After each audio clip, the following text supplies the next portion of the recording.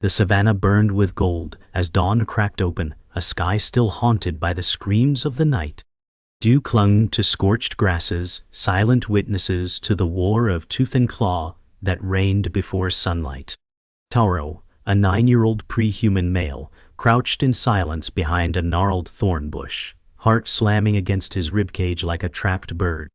His breath was shallow, each inhale a prayer the predator wouldn't hear. Blood from a wounded elder soaked the dust behind him, already drying in streaks of rust. A guttural growl echoed, low and trembling with death. Taro dared not move. His bare feet pressed into the earth, skin smeared with clay and ash. His wide dark eyes scanned for his kin. Gone. In the tall grass ahead, the beast moved, a flash of yellow eyes and muscle beneath fur. He remembered his mother's last command. Run. But his legs were stone, his soul frozen between terror and instinct. One mistake, one snap of twig, and he would follow the elder into silence. The hunt was not over. It had only just begun.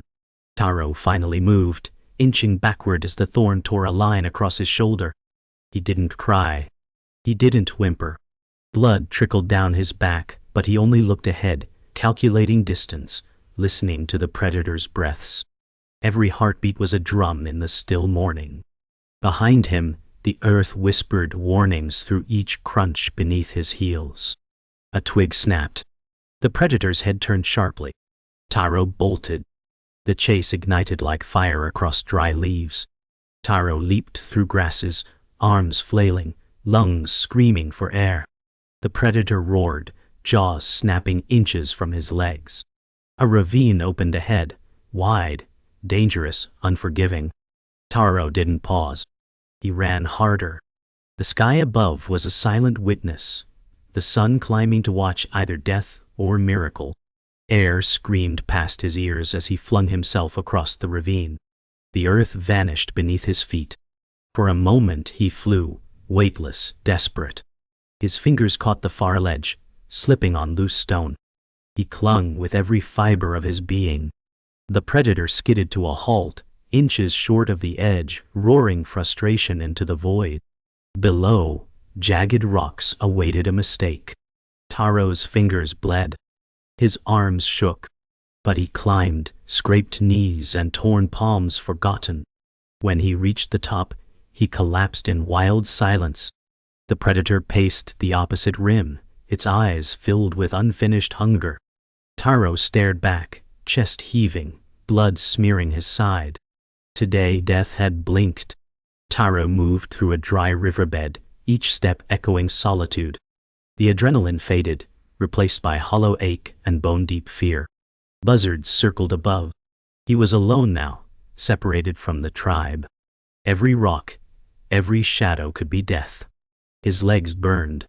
His mouth was dry bark. Yet he moved, because stopping meant death. He remembered his mother's voice in dreams, strong, proud, and brave. He clung to that sound. Somewhere out there others had survived, or hadn't. He needed to know. He needed to find them. The sun climbed higher. Heat shimmered off stone. A vulture landed ahead, eyeing him as if waiting for certainty. The world grew quiet. Taro stopped beneath a dead tree, shadow barely enough to hide his trembling body. He dropped to his knees, sucking in the dusty air. Pain bloomed like fire in his legs. He had nothing left. But then he heard it. A cry. Soft. Human. Not predator. Not wind. His head snapped up. A child's voice echoed again, faint but real. Hope cut through exhaustion. Taro forced his legs to move, staggering toward the sound. He didn't know if it was friend, kin, or illusion. But he followed, because even a whisper of hope was louder than fear. Taro stumbled into a cluster of jagged rocks, his limbs barely obeying him. Then the voice came again, closer. A small figure emerged from behind a boulder. Nia, a pre-human girl around 10, her expression torn between fear and recognition. "Taro," she whispered. Taro collapsed to his knees, eyes wide. "You're alive," he gasped. Nia nodded, rushing forward. She wrapped her arms around him with a strength born of desperation. Her body trembled as she whispered, "They're gone." Taro's gaze followed hers to a nearby hollow. 3 other children huddled in the shade, silent and frightened. Dirt caked their faces. One boy whimpered from a swollen ankle. Taro clenched his fists. He wasn't alone. They weren't dead. A fire lit inside him, not of fear but purpose. These were his people now. No elders, no protectors, just them. And survival demanded more than luck. It demanded unity. Later that evening, they gathered near a small stream trickling beneath the rocks. The children drank greedily, cupping water in cracked hands. Taro winced as Nia cleaned his wounds with moss, her hands gentle but trembling. "We have to move before night," she said, glancing at the sky. Shadows crept over the horizon. The younger boy, Joro, whimpered again, clutching his injured ankle. Nia shook her head. "He can't walk far." Taro stared at Joro, then at the distant tree line. "Then we carry him." The children looked at each other, exhausted, terrified, unsure. But one by one, they nodded. That single moment, when choice replaced fear, was the birth of something ancient, family not by blood, but by fire and survival. They crafted a crude sling from bark and vine to carry Joro. The oldest girl, Nia, and the strongest, Taro, took turns. Their legs burned. The sun sank behind cliffs. Creatures stirred in the underbrush. Every noise was danger, but they did not stop. As darkness fell, Nia whispered songs her mother once sang, soft and rhythmic, to steady the children's breath. Taro led the way, spear-shaped stick clutched tight. His young shoulders bore more than weight. He bore the burden of guardianship. Behind him, the others followed without complaint. No adult voices guided them. No fires kept beasts away. Only their will and each other. That night, they reached a cave hidden behind a curtain of vines. The entrance was small, guarded by stone. Taro cleared the brush with trembling hands and waved them inside. Inside, the air was cool and dry. The stone echoed their every breath. They huddled together, wrapping themselves in leaves and furs, left behind by elders long gone. Joro whimpered until Nia curled beside him, humming again. Taro stood near the entrance, keeping watch. His eyes adjusted to the dark, scanning for movement. In that silence, the roles had reversed. The children were now the keepers of fire, protectors of each other. And Taro, no longer just a child, was becoming something else. Before dawn, a sound woke Taro. It was soft, a footstep too light for beast. He crept out, stone in hand. Nia followed, silent. They found her there, a woman, elder by a decade, thin and wounded, dragging herself from the trees. Her eyes met theirs. Taro froze. She was Kinari, a hunter they thought lost. She collapsed, whispering, "They're close. They're coming." Taro caught her before she hit the ground. Nia screamed for the others. The fragile peace shattered. Help had arrived, but so had warning. And the world outside their cave had not forgotten them. By midday, the cave reeked of blood and uncertainty. Kinari lay in fever, sweat beading on her brow. Nia pressed damp leaves to her wound while Taro crouched at the entrance, watching shadows move. "She said they're coming," he muttered. "Who?" Joro asked. "Others," Taro said. Kinari gasped awake. "A rival tribe. They followed me." The children exchanged terrified glances. Supplies were dwindling. Water was far. Food scarce. Taro's mind raced. They couldn't defend the cave. Not like this. Not with a child on a limp leg and an adult barely breathing. He knew what needed to be done. They had to move before they were found.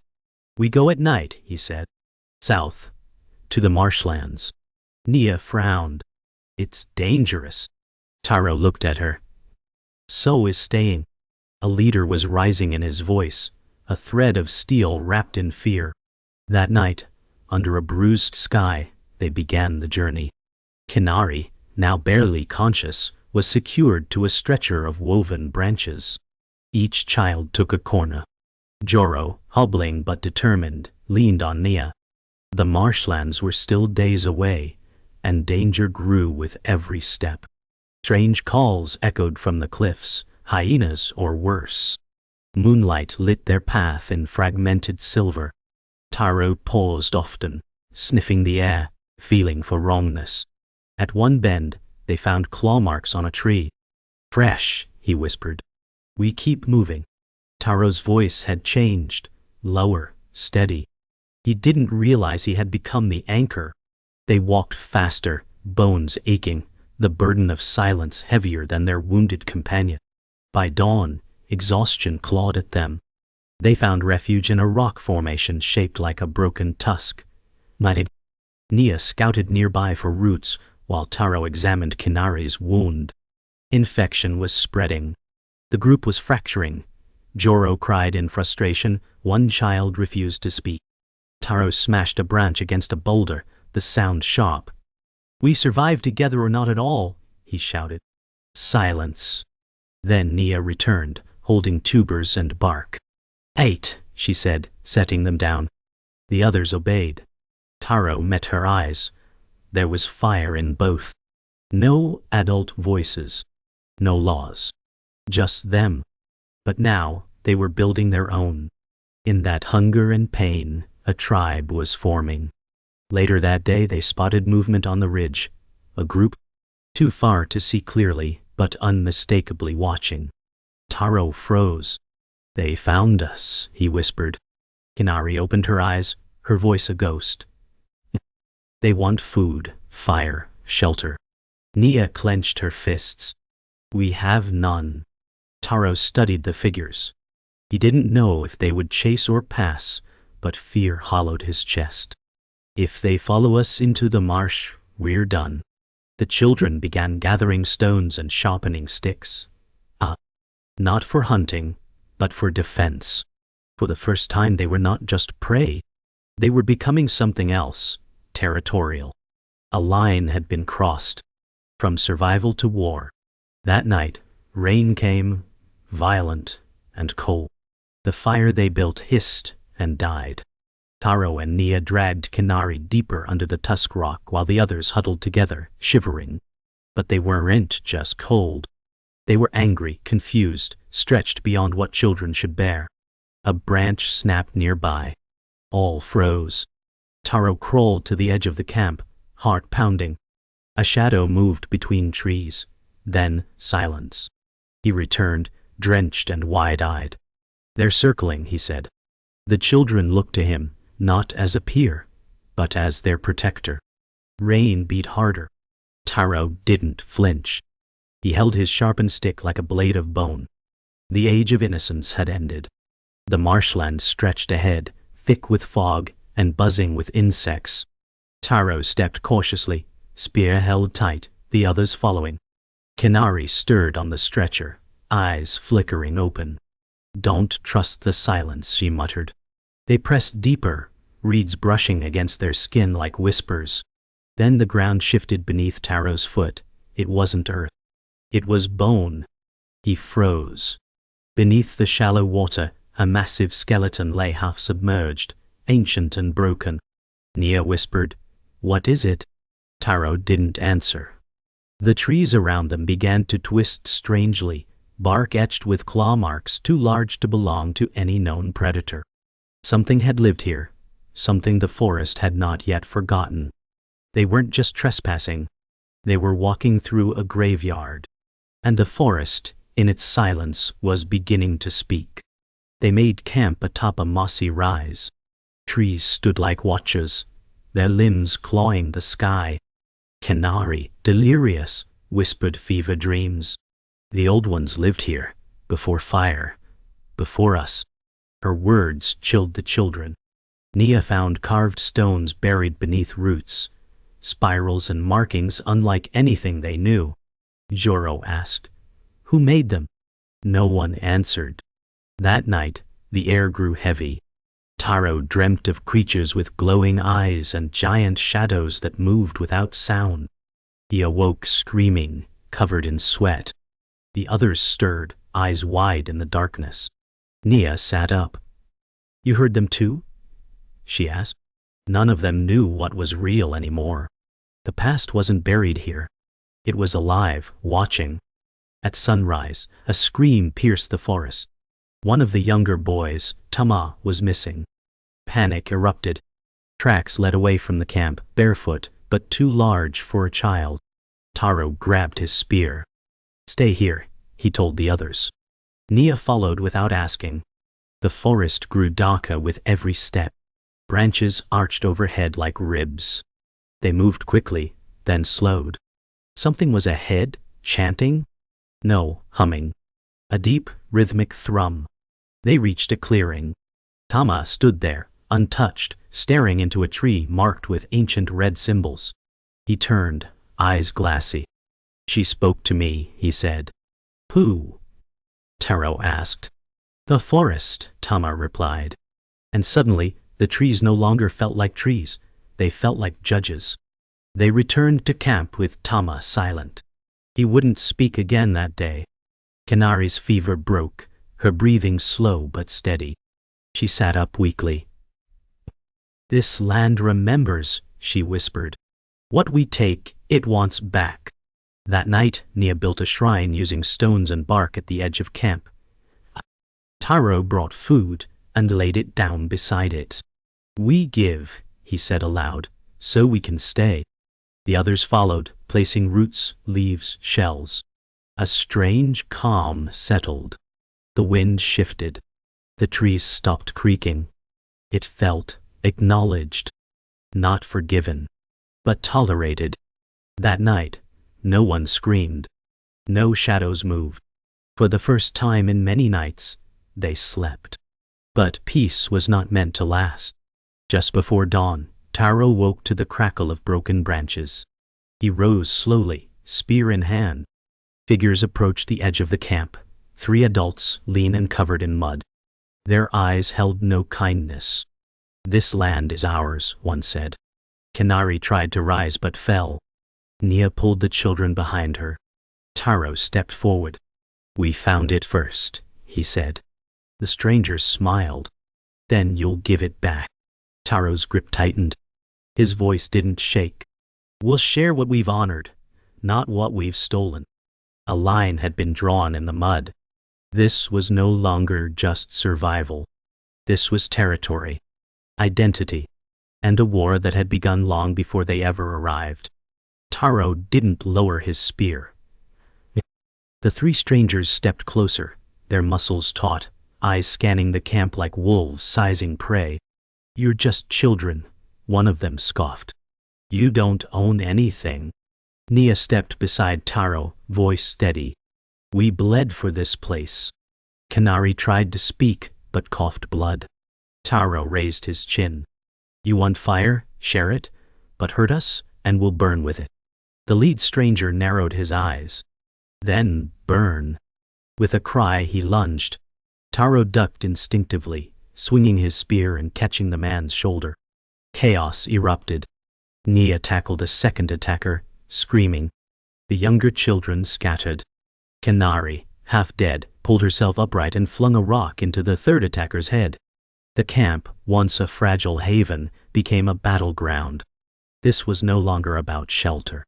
This was about declaring to the world, we are not prey. The battle was short but brutal. The strangers retreated, bleeding, snarling, vowing return. Taro stood over the fire pit, panting, blood streaking his cheek. Nia's arms shook, but she hadn't let go of her weapon. Kinari collapsed beside the fire. Silence fell. Then Joro ran to Taro, hugging his waist. We won, he asked. Taro didn't smile. We're still here, he said. The fire crackled. The camp was wrecked, stones scattered, offerings trampled. But no one was dead. And that mattered. Nia knelt beside Kinari and whispered, You saw them before, didn't you? Kinari nodded, eyes glassy. That tribe was once mine. A heavy truth settled. This fight wasn't new. It was generational. A circle of survival with no peace in its center. They worked quickly, rebuilding their ruined camp. Taro directed with firm resolve, eyes scanning every bush for movement. Nia led the younger ones, gathering wood and stone. Kinari sat propped near the shrine, watching quietly. They'll come again, she said. Taro nodded. Then we'll be ready. They fortified the perimeter, hung thorns, sharpened sticks, laid traps. No more running. The forest had tested them. Now they would test it back. That night they didn't huddle in fear. They stood in a circle, fire in their center, shoulders touching. Taro stepped forward and raised a burning branch. This, he said, is ours. We built it. We bled for it. And no one takes it again. Flame reflected in their eyes. A tribe of orphans, no longer hiding. As darkness deepened, a low growl echoed beyond the thorns. Eyes blinked in the brush. Not men, beasts this time. Hyenas. Starving, desperate. The forest's next test. Taro and Nia stood with weapons raised. The younger children circled behind them, trembling but silent. Kinari lifted a torch, and for a moment her old strength returned. The beasts circled closer. Taro stepped forward and slammed his spear against a stone, sparks flying.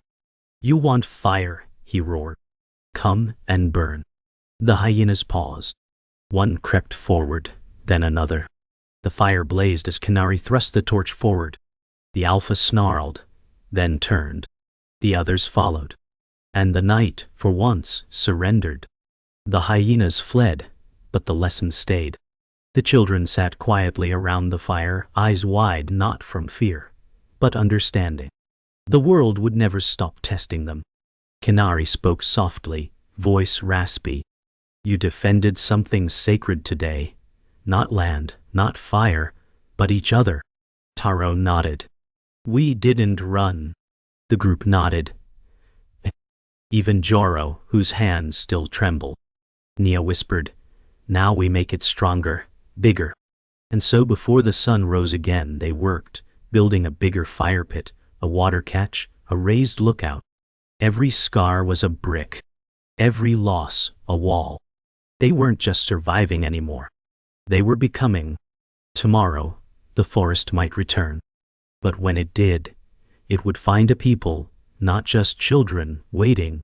Morning rose cold and colorless. Smoke drifted above the sleeping camp, its scent a mix of ash, damp leaves, and sweat. Taro stood alone at the edge of the water, staring at his reflection.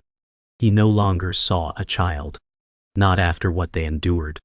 Kinari's cough echoed faintly behind him, quieter now, but still present. Nia emerged with bundles of foraged roots. We lived, she said. Taro nodded but didn't smile. Living had cost too much. 2 younger children had disappeared the night before, never found. Joro hadn't spoken since. Taro clenched his fists. Loss had become their language, pain their daily ritual. But they still stood. That was worth something. He stepped into the water, letting it chill his feet. We start again, he whispered. And just like that, a new morning began with fewer hearts, but stronger ones. The forest gave little that day. The ground was bare, branches stripped, roots bitter. Still, they searched. Nia taught the others how to dig quietly, how to find bark that tasted less like ash. Kinari rested against the tree with eyes half-lidded, but her voice was stronger.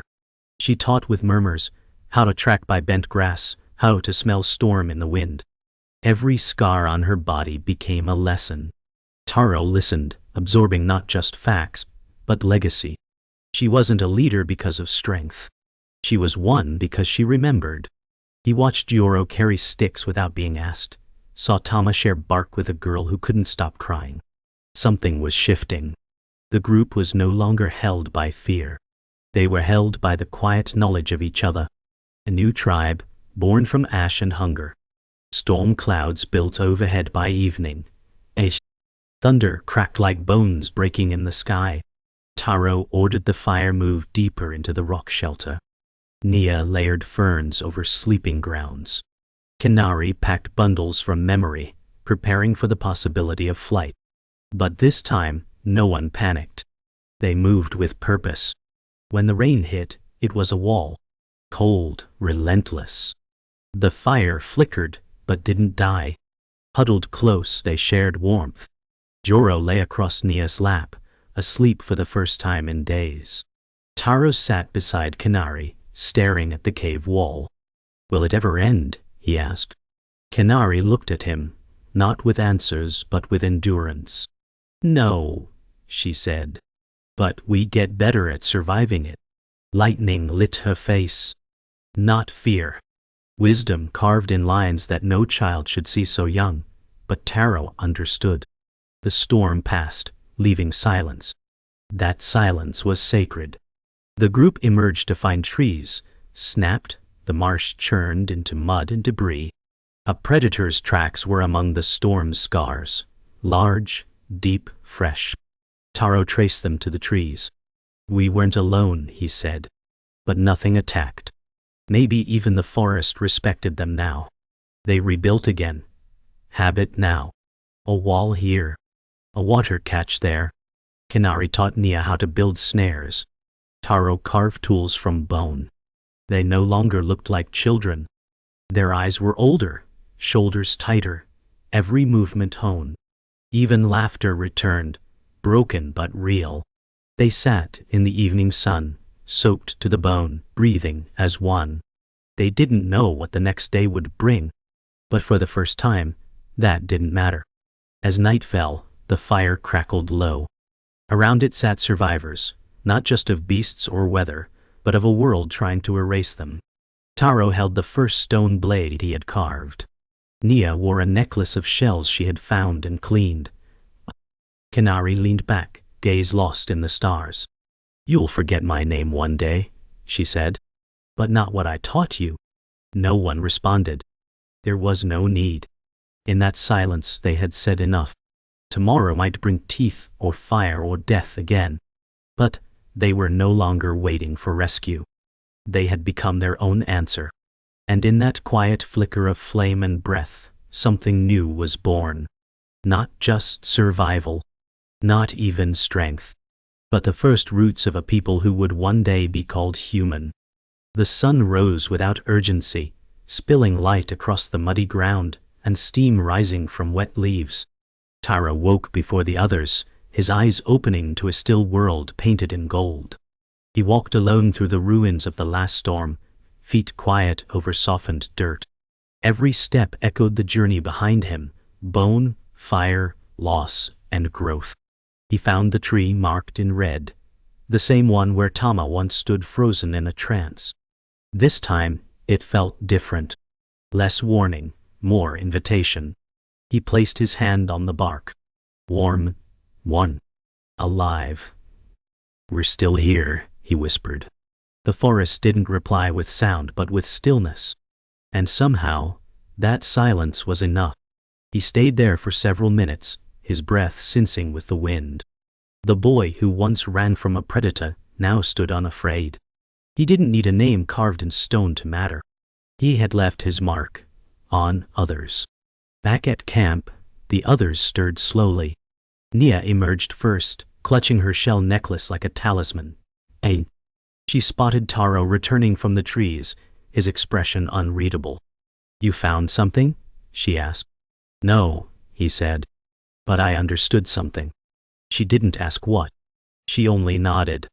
Kinari was awake, sitting with her legs crossed, watching smoke rise from fresh tinder. "Today we make fire," she said. "Not from what we fear, but from what we keep." They built it slowly, together. No rush, no panic. Each step deliberate. Wood chosen. Stones placed. Sparks coaxed. When the flame caught, it was more than heat. It was memory, identity. A fire not of survival, but of permanence. They circled around it, not to warm their bodies, but to protect the flame. This was no longer just a moment. It was history being written. As the fire grew, so did their voices. Nia began to sing, soft, unsure at first, then louder. The others joined, a melody with no words, only memory. They danced, bare feet kicking dust, laughter blooming in the air like rain returning to dry ground. Taro stood at the edge, watching. Then, slowly, he stepped in. His arms moved with rhythm learned from wind and heartbeat. Kinari closed her eyes and smiled. This was not what the old world had given them. This was what they had taken back. Around that fire, they weren't remnants of the past. They were authors of the future. And in every laugh, every stomp, every note, they were declaring one truth. We are here. We were never just prey. We are something more. Something new. Later, as dusk approached, Kinari called Taro aside. Her voice was low, weighted with all the years she had seen. I won't always be here, she said. But what we built, that lives if you carry it. Taro didn't speak. He simply nodded. Kinari placed a carved stone into his hand, a shape she had carried since her tribe had been lost. It means shelter, she said. Not just from storms, but from forgetting. Taro gripped it tightly. I won't forget. The two sat quietly as sun dipped below the trees, casting shadows that stretched far beyond them. They didn't need more words. That stone would become more than a tool. It would become a seed. Of memory. Of origin. Of legacy carved not in stone, but in spirit. That night, the stars emerged like old watchers. The children slept near the fire, curled in a circle of safety. Taro remained awake, watching sparks rise into black sky. He turned the carved stone in his hands, its edges worn smooth. A breeze stirred. He looked up, whispering, "We're still here." The stars didn't answer. They didn't need to. Above him, the ancient sky bore witness. Not to a tribe, but to a beginning. Far in the distance, beyond the fire's glow, another child might be waking to the same fears, the same cold, the same hunger. And maybe, someday, they'd find this place. They'd find the marks, the stones, the echoes. And they'd know, someone survived. Someone endured. And from that spark, we began.